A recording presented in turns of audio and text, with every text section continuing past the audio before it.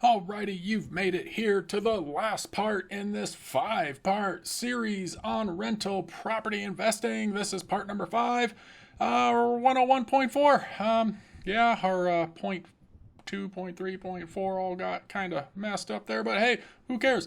Comment down here below, give me a subscribe right about here, and I'll link the playlist for the other parts of this video right up here if you somehow managed to make it here without watching those.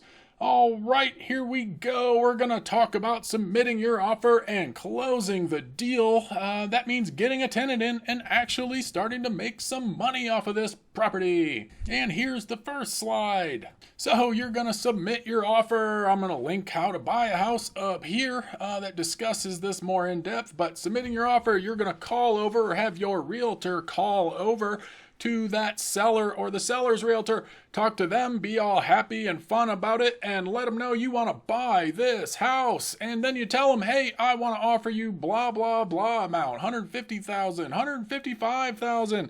We'll take a look at this other house we were looking at and talk about an offer on it.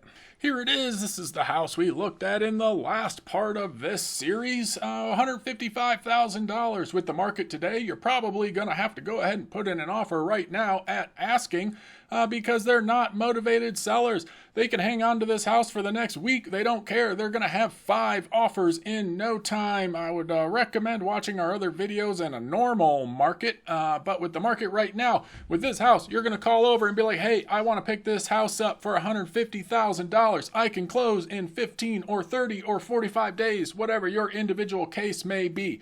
They're going to say something like, hey, we already have 2 offers for higher than that. Or they're going to say, hey, yeah, go ahead and send that over. We'll accept it.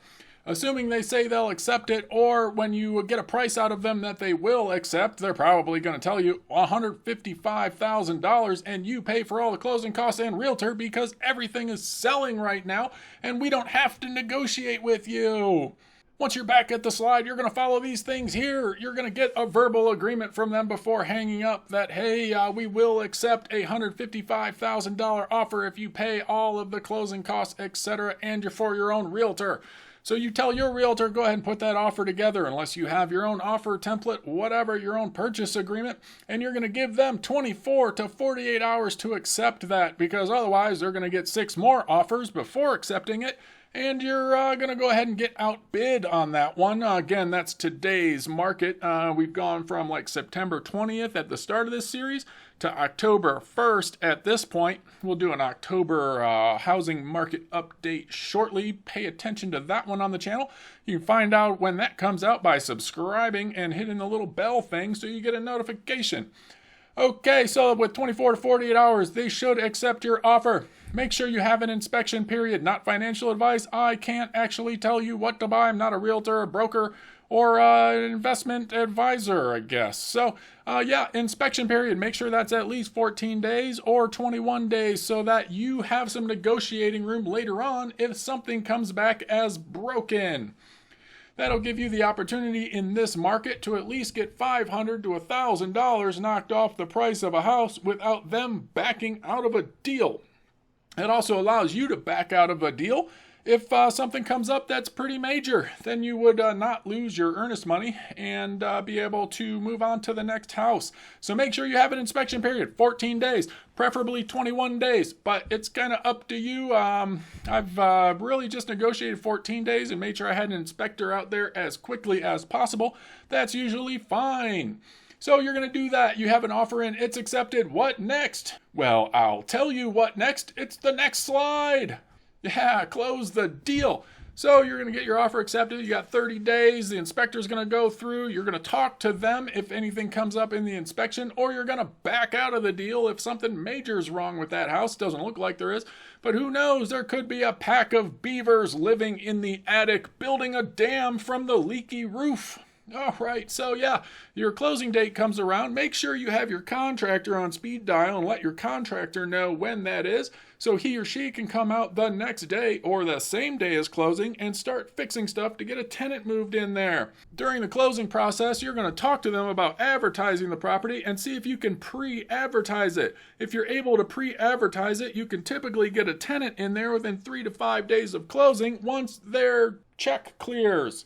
So you're going to have a line of tenants at this point looking to move into the house, and hopefully you could have shown it to a couple of them a day or two or 3 or 4 before closing. Whoever you have doing that, a property manager, your realtor, or I don't know, possibly the seller. Heck, I've had sellers offer to show people through the house before closing. Maybe you will too. I just never have because I don't want them to know what I'm renting it for, because I usually rent my houses pretty high and make a decent amount of money on them. And then that owner would go ahead and say, no, I'm raising the price on you because you're renting it so much. So yeah, there you go. They might give you some trouble if you have the owner show your possible tenants through. They might back out of the deal and just sign the tenants themselves once they see how much this property can actually rent for. You never know. Try to have your realtor or your property manager or yourself do the showing of the property. Okay, and that's pretty much it. When you have all that done, you've got yourself a house. The deal is closed, and there's a couple other videos that you'll have to watch up here and on the next slide. So there you go. That's a quick ending to this series. Hopefully it ends up being less than 10 minutes long. It's not really much that you have to do. Like, look, you submit the offer. We have videos on how to negotiate all of this stuff. Go ahead and look through our channel for anything else that makes sense for you to look through. And closing the deal is definitely important, so look through those items as well on our channel. Go ahead and subscribe right here. There should be the original part of this series right here, so you can watch the first 4 of these videos. And then our next one will be right here. And give us a comment. All right, thanks. Talk to y'all later.